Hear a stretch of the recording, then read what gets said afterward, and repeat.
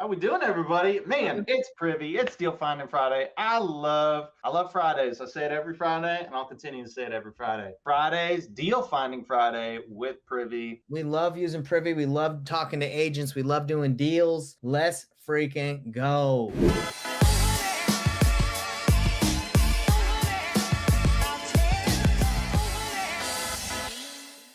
So, Privy, I know for the users of Privy, I just did a masterclass last week for just people that are members of Privy, and I showed exactly how I set up all my filters for Privy and how I did it in my 30-day challenge. And so what you see right here, these are free deals. These are free deals that Privy brings me while I sleep. So literally every day I get to wake up and I can go to my email and Privy sends me, hey, here's the properties that meet your criteria right now. So we're going to take a look. So I'm going to click on this email because it says it's got 12 in here. And we're going to see if there's any in here. I'm going to take a closer look. These are all properties that Privy's emailing to me because it met the filter criteria that I set.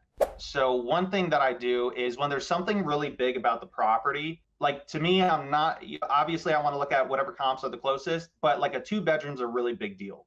All right, so, ooh, I like this. It's a 3-1. They did a price drop. Looks kind of nice. Ooh, great for an investor. We're going to call it we're not even going to look at the comps. So that's something I'll look at in the notes is like, if it says cash offer only, great for an investor, handyman special. I don't need to look any further. I don't care what it's priced at. I don't care how long it's been listed. They are literally saying, please call me, right? Because we're going to learn so much more over the phone. Let's see. We're looking for a cell phone number. I do not want to call. Boom, right there. Do not want to call an office number. All right, let's call 407, calling Annie. Hi, this is Annie.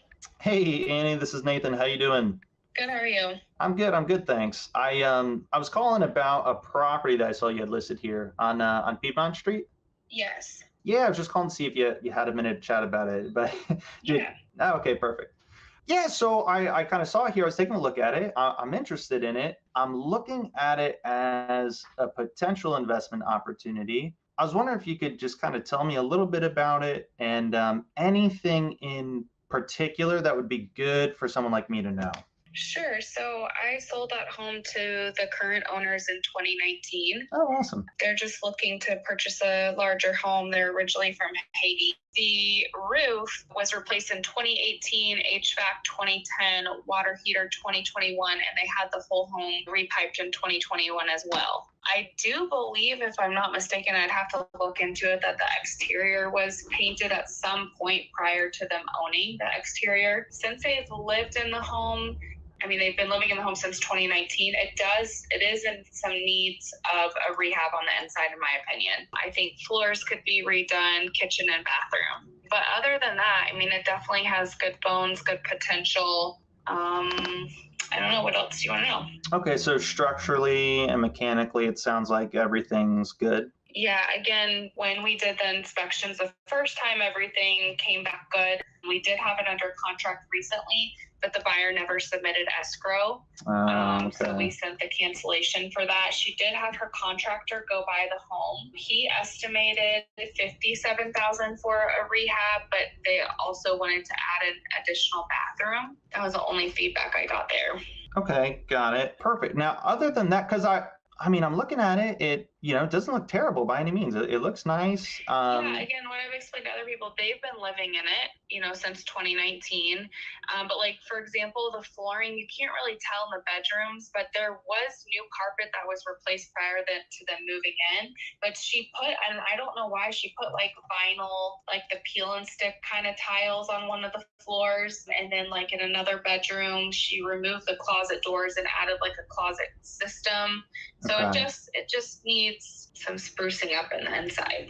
Okay, got it. And then also, the oven does not work.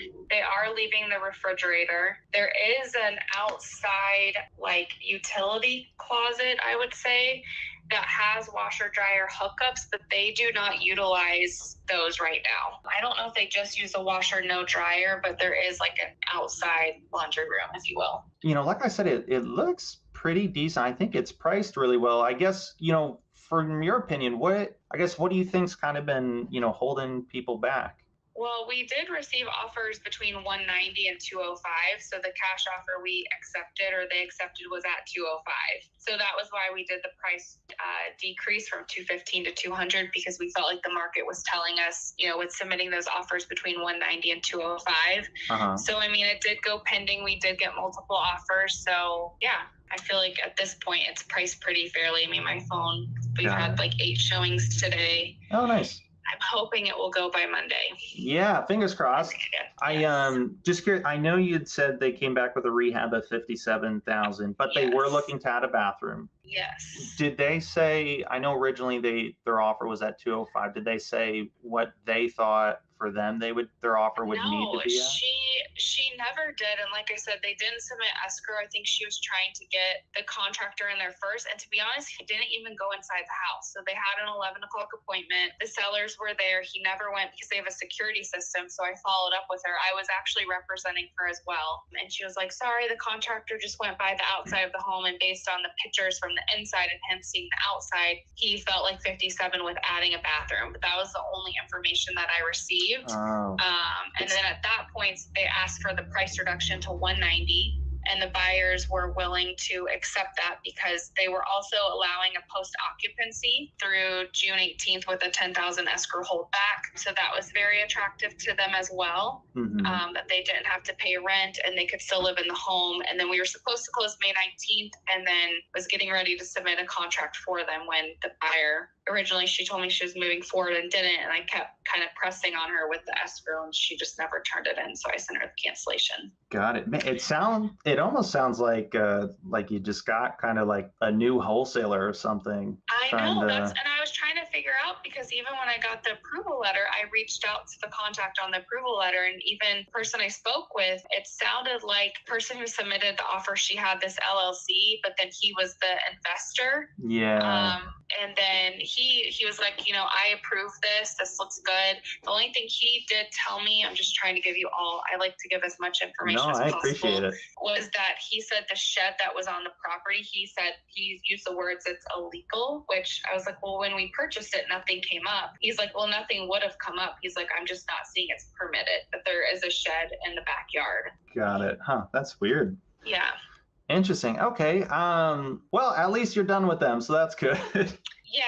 I was like, I need escrow submitted. And on yesterday, Friday, she was like, we're moving forward. And then the next message I got like 3 hours later was, sorry, the investors, something like, I'm trying to remember the words. I can look back on the text, but like, they don't want to buy and hold in that area. Oh, okay. Interesting. So and I don't have a ton of experience with investors. I usually help buyers with purchases. So yeah, you'll have to save my number so that for future reference, you can just be like, hey, is this person an investor? And I'll be able to let you know in like 2 seconds. So for this property, it sounded like for the sellers, do they already have like the next place lined up? Like, do they want a quick closing or do they need more time? I was trying to I wanted to get them under contract, especially in this market first, because I think it's going to be a little bit difficult to get them with a contingency. So that's why this particular offer was attractive to them, because it did allow them a post occupancy, to give them the ability to close on May 19th and then have that time to have that cash to then close on the next home. Got it. How much time do you think they would like to have? They gave them a 30-day post-oc, but I honestly don't think that's necessary, a full 30 days. I mean, the ultimate goal would be to get them under contract, get them closed and out of there. So the investor said they'd give them 30 days. So I took it. They took it. But yeah. Would they prefer if like closing was just delayed a bit? If like closing, rather than it being, let's close in 2 weeks, if we made closing, 30 or 60 days out, is that something they would prefer? They're open with either option. I just explained to them, if we're doing that, we're a little bit, with turning around with like selling and closing, on the same day, or buying and closing the same day, with 2 homes. Got it. Okay, cool. And then I guess my last question, I know you guys just dropped the price. I know you had it under contract with someone else previously. I know it's listed at 200. I think I could put together an offer that could be a really good fit for them. I think, working around like their timeline and kind of making everything super convenient for them, that's really doable for me. The only thing is I haven't taken a close look just yet. I got to take a little bit closer to figure out exactly where I'm at. But I'm probably going to have a really hard time getting up to list price. But my number one thing is my goal is of course, I don't want to make an offer that would insult them or you by any means. I guess my question is, if it was a cash offer and kind of met everything that they're looking for, I guess what price do you think they would really need to be at in order to move forward? I mean, like I said, they accepted that offer or the reduction in price to 190 from the previous buyer. But to me, originally they were saying the lowest they wanted to go is 200, but I think that's changed a little bit. Okay. But yeah, I'm just not sure. Okay. No, I totally understand. No, that makes sense. Well, I'll tell you what, when are they looking to kind of accept an offer by?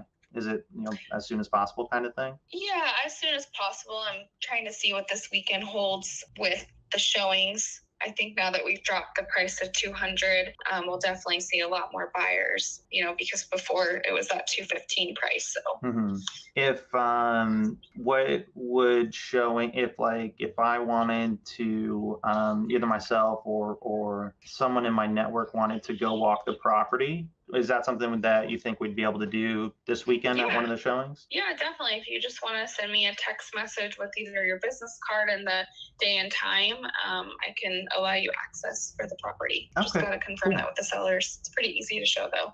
Awesome. All right. Awesome. Well, I'll tell you what, Annie, let's do this. Let me take a closer look on my end. Let me see where exactly I think I'd need to be at. And the way I kind of do things, so I'll let you know kind of exactly where I need to be at. And then when I have someone view the property, I also like to send typically just like one or two guys that I'm really, really close with. They'll also walk it so what that person was trying to do is they were just trying to find another buyer and assign the contract to them. Okay. So which there's nothing wrong with that, but the worst part is I don't know, they don't tell you about it. They don't explain what's going on. And it's like, they pretend like it's just them buying it. May not assign on the contract though. Yeah, I know. Like what they'll do is they'll try to just double close it. So yeah, I told you got to save my number and I can let you know all the inside scoop next time. But so what I do is I like to look at the property, and if it's able to be good for me, awesome. We can still move forward with the offer that we have in place. And if for whatever reason, if something were to pop up and I'm like, oh wait, this is a bigger rehab. If one of the other guys that I had go and look at it, sometimes it's able to be a better fit for them than it is for me, or whatever. Sometimes they can do a job a bit cheaper, or they're already doing a project in that neighborhood. Either way, what I do is I'll let you know if that's the case. And then we can still keep the same contract in place, but they'll be the one buying it at the end, and we can keep everything the same timeline, same terms, and then it'll just get assigned to them at the end. Okay. Perfect. So Annie, I will tell you what, let me take a closer look and I'll be in touch. All right. Sounds good. Thank you. All right. Thanks. Take care. Bye. Bye-bye. Come on, man. Hey, let's go. Oh, yeah, brother. Guys, and it doesn't take a rocket scientist. This is a motivated property, motivated seller, motivated situation. Guys, there's so many gems to take out. I hope you guys listen to this call 10 times over, because there's so many things you can pick up. Did you notice? So perfect example of what not to do. Don't be that first wholesaler. Don't be that first wholesaler. They locked it up. They didn't have a buyer in place. They sent a buyer to go look at it. Buyer's like, no, I can't buy this thing.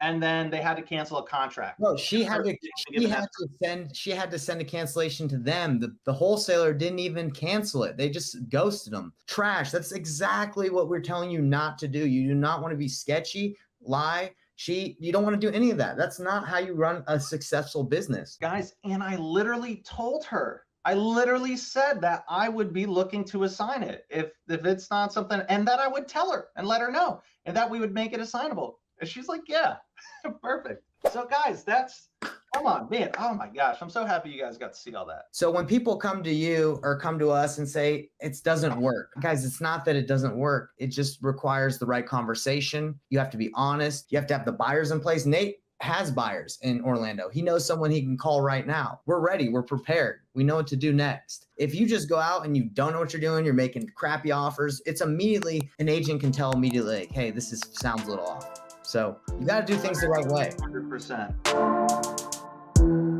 you.